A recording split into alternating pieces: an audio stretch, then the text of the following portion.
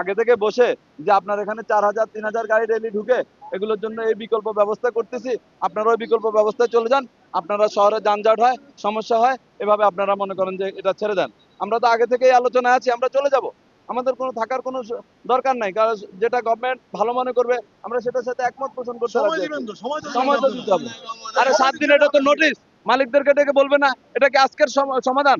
10 বছরের সমাধান, 20 বছরের সমস্যা। আপনি 4000 গাড়ি ঢুকে এটার কোনো রাখার ব্যবস্থা না করে আপনি নোটিশ দিয়ে কি সবকিছু তাড়ায় দিতে পারবেন? আর এই জায়গাটা, এই যে জায়গাটা, এটা হলো সরকারের অনুমোদিত রুট পারমিট দেওয়া, সায়দাবাদ পর্যন্ত দেয়। তাহলে আপনি যদি ভাঙা শুরু করেন, তাহলে আপনি শহর থেকে শুরু করেন, আরামবাগ থেকে শুরু করেন, আপনি মালিবাগ থেকে শুরু করেন, আপনি গ্রিন লাইন কাউন্টার থেকে শুরু করেন।